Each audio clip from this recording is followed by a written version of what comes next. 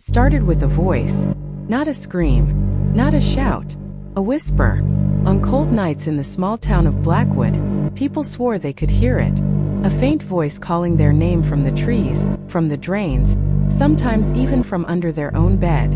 Parents told their children it was just the wind, but those who followed the whispers were never seen again. The Carter family was the last to vanish. No broken doors, no signs of struggle. Their dinner plates still on the table, food rotting where they had once sat. Neighbors swore they heard them screaming at midnight, but by morning their house was empty. For decades, no one dared to step inside the Carter home, until one night someone did. And what they found was not just a haunting, it was a hunger. Warning before we dive deeper into this terrifying story, make sure you hit that subscribe button to the Sinister Hood. We bring you the darkest tales, the scariest hauntings, and stories you won't forget long after the video ends. Subscribe now if you dare. The house sat at the edge of Blackwood Forest, its roof sagging and windows broken like jagged teeth. Locals crossed the street when passing by, clutching their coats tighter, refusing even to look. But Derek Price, a young urban explorer with a taste for danger, didn't believe in small-town ghost stories. Armed with a flashlight, a camera, and his phone set to record, he pushed open the warped wooden door. It groaned like something alive. The air inside was wrong. Heavy, damp, thick with the stench of mold and something else. Something metallic. Blood. The living room was exactly as neighbors described. Plates still on the table, cups overturned, chairs pushed back as if the family had stood suddenly and never returned. The food was still there too, but it hadn't rotted. It was fresh, steaming as though it had just been served. Derek's breath caught. He reached for the plate. The peas rolled, glistening with butter. He touched one. It was warm. His flashlight flickered. Then he heard it. A whisper. Derek. His blood froze. Nobody in town knew his name. He swung the light, heart pounding. The beam caught the family portraits on the wall, but the faces were wrong. The smiling family of four had no eyes, just black gaping holes. Derek backed toward the stairs. His camera shook in his hands. This is fake, he muttered to himself. Someone set this up. Derek. The voice again, this time from upstairs. The second floor creaked with footsteps. Slow, heavy. Against every instinct, Derek climbed. The whisper grew louder, joined now by the faint sound of children laughing. His flashlight beam quivered across the hallway until it landed on the master bedroom door, slightly open. Inside something moved. He pushed it open. The Carter family sat on the bed.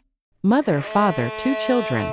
Their faces were pale, stretched too tight, their mouths frozen wide as if in eternal screams. Yet their eyes darted to Derek. They were alive. Barely. Then the children tilted their heads and spoke in unison. Join us. The father's jaw snapped open, wider than humanly possible, and from the darkness of his throat came the whisper again, louder, wetter, like it was inside Derek's own skull. Derek. The walls rippled. Shadows oozed across the ceiling, forming shapes that twisted and writhed. Fingers, long black, clawed, slid down the walls reaching for him. Derek bolted. Down the stairs, through the living room, across the rotten floorboards.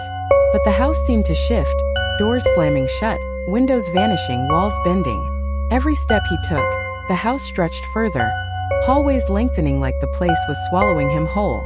Behind him, the whisper turned to screams. The family's voices, shrill and broken, echoed through the house. Don't leave us. Don't leave us. Derek crashed into the kitchen, searching for any way out. He found a cellar door.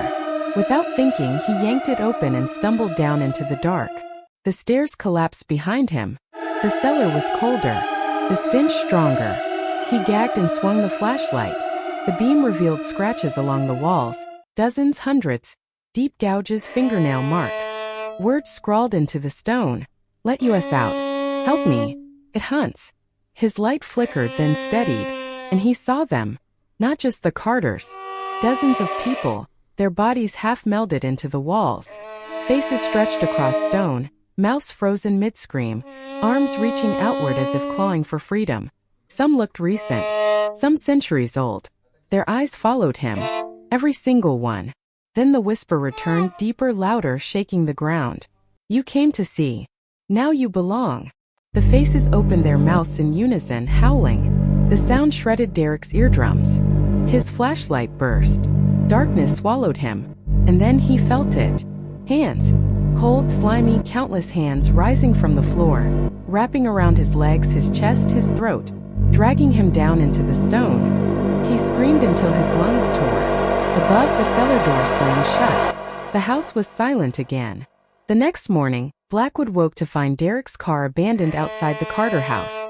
His camera was still recording, sitting on the porch. The last thing it captured was Derek's scream, cutting off abruptly. Inside the house, the dinner plates were still warm. And on the family portrait, one more face had appeared. Derek's.